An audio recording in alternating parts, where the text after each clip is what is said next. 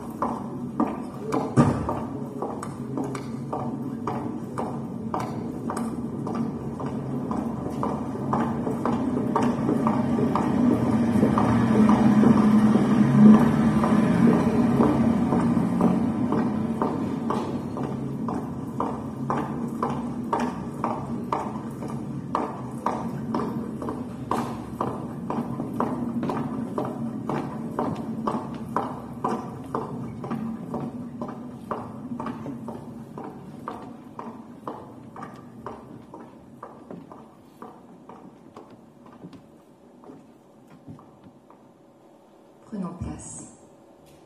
Mettons-nous à l'aise. Ne garde pas ton manteau sur ton dos, celui-là et les autres en dessous. Qui donc t'oblige à être couvert, plombé, chargé de circonstances, de précautions, loin de ta peau? Qui t'oblige à être sur le départ, prêt à la fuite, déjà ailleurs, alors qu'ici, il fait chaud? Qui d'autre que cette partie de toi, prisonnière du costume, confinée au rôle imposé par soi-même, enfermée dans l'errance et la velléité, déguisée en porte-étendard, cette partie de toi qui étouffe à force de grelotter? Prenons la place créative, celle qu'il reste à inventer. Prenons la place forte, celle où le seul danger est la peur du risque, l'absence d'ouverture, l'absence d'émotion.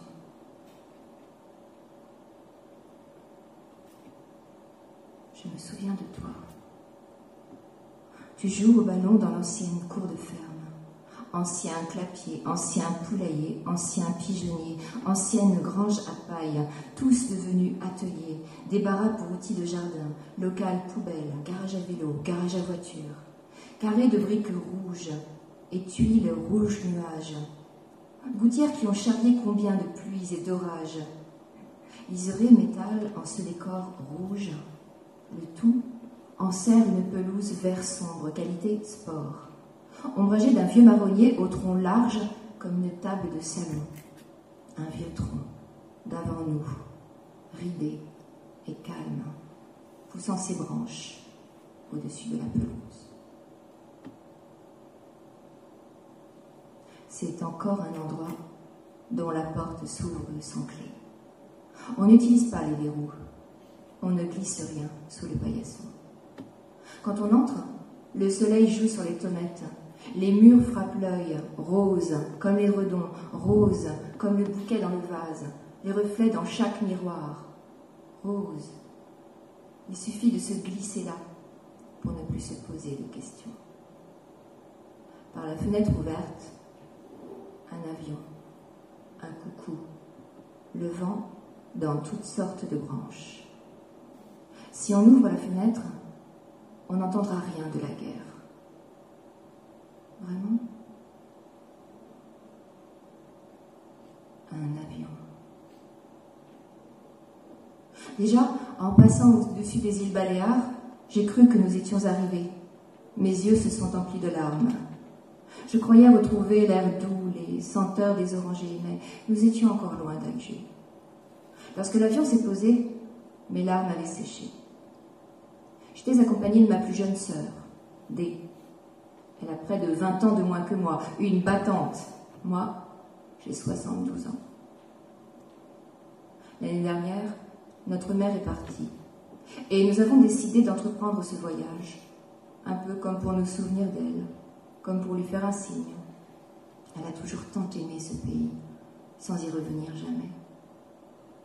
En 62, quand nous sommes partis, ma sœur D venait de naître. Nous avons senti le jasmin, le citron, le henné et l'orgeat, le soleil, la lumière et son ombre, des ciels et la finesse des nuages.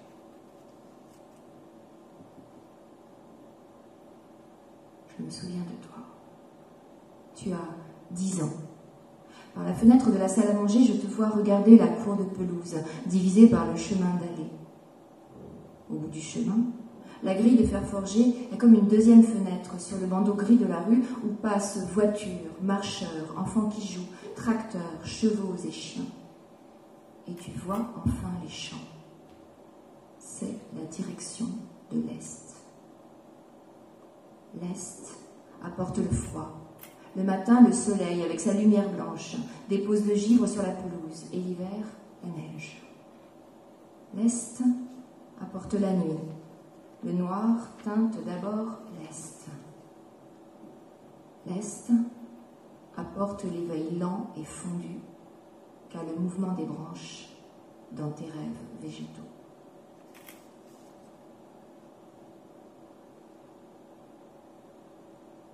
C'est d'abord une suite d'arbres blancs, sans nom, dont le reflet s'annonce. C'est de l'arbre à fossé, à ruisseau, qui s'échappe sur le bas-côté de la route, laquelle n'est déjà plus qu'un chemin. On croirait que le tronc, l'écorce, trouvent cette vérité dans le reflet de l'eau, que leur couleur, texture, se révèlent dans une mare, une flaque, en oblique, en dénivelé. Penchez-vous, voici qu'apparaît leur nature exacte, et c'est vrai du ciel également, dont le bleu n'existe qu'à l'envers. C'est la forêt qui nous fait cet effet, dédouble les bois, les branches. Le lac, si près, les assemble, terre et ciel. Ici, nous avons encore du silence. Le silence jamais n'est rien. Y a-t-il du silence entre les feuilles et sous les mousses, en plein lac, à la rive? Le silence n'est rien, sauf à se parler à soi-même.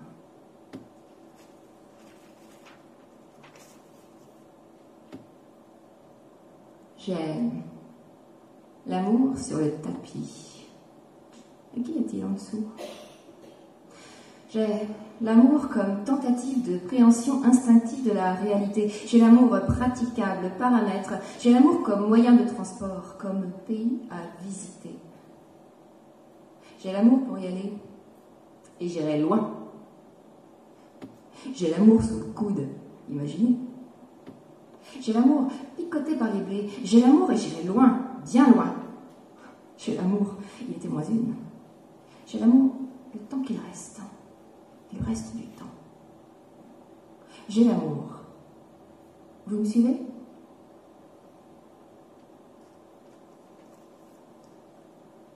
Nous sommes descendus dans un hôtel, non loin de Babelwed, là où nous vivions alors. Le lendemain, nous avons été regardés. La maison était toujours là, la même. J'ai sonné, j'ai frappé. Les gens étaient là aussi, des gens comme vous ou moi. J'ai dit, vous savez, nous vivions là avant les événements avec ma famille. Mais ils ne nous connaissaient pas. Et j'ai recommencé à pleurer. 50 ans, tu sais. Ma jeune sœur ne savait pas où se mettre. Les gens nous ont fait entrer, j'ai revu ma chambre, le balcon qui donnait sur le petit jardin, les bougainvilliers, le petit amandier. J'ai revu la cuisine, l'auvent de verre au-dessus des fourneaux. Maintenant, ils étaient neufs. Maintenant, les gens ne sont plus les mêmes. L'un d'eux m'a dit, il ne faut pas pleurer. Ici, vous êtes chez vous. Ici, nous avons encore du silence. Du silence. Pour écrire. Pour retrouver la chambre. Écrire. C'était d'abord, oui, écrire dans la chambre. Une chambre à soi, oui, vraiment. Une pièce assez grande pour faire tenir ensemble des jouets, des livres, un lit sans pied, un secrétaire, une armoire, une fenêtre, une porte, du ciel, des pigeons sur le toit d'en face et de la moquette par terre, des murs, une punaisée des cartes. Paradis perdu. Il n'y aura pas d'autre terme. C'est d'ici que je t'écris.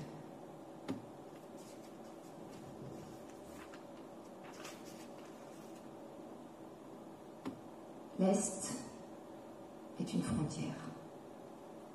Au-delà de la ligne de bitume bordée de platanes, rien. D'autres champs, tu sais, d'autres villages. Mais une ville peut-elle se trouver à l'Est? Quelle ville de givre pourrait supporter le poids des hommes? Partir pour une ville, n'importe laquelle, c'est l'idée de ville qui te guide. L'idée de ville, celle de la télé, Los Angeles, San Francisco, les autoroutes et le désert. Écrire, c'était écrire sur des feuilles volantes. Les autoroutes et le désert. À l'aéroport, le lendemain, nous attendions dans la foule des gens qui embarquaient, les femmes et les hommes en blanc, les babouches et les robes. Il faisait chaud, trop chaud, comme d'habitude. Mes yeux étaient toujours mouillés. Qu'est-ce que j'ai? Qu'est-ce que j'ai aujourd'hui? Dans l'avion qui nous ramenait à Paris, je me suis endormie. Qu'est-ce que j'ai? C'est cette autoroute de série télé que tu veux prendre plus tard pour atteindre cette ville sous laquelle il n'y a pas de terre. Qu'est-ce que j'ai? Qu'est-ce que j'ai là-dedans, sous la main, dans le tuyau? Qu'est-ce que j'ai en substance?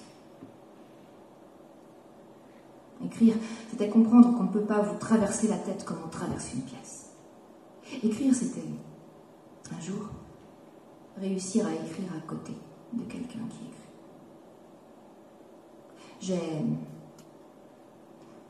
l'amour à broder, sans modèle. C'est d'ici que je t'écris. J'ai autoroute, aéroport, chemin, champ, forêt, cuisine, chambre, cour de ferme, arbres du monde entier, avions à la fenêtre, feuilles volantes, broderies, et la marche, et le rêve, amour, souvenir, ici et là, toujours, et ici, et ailleurs.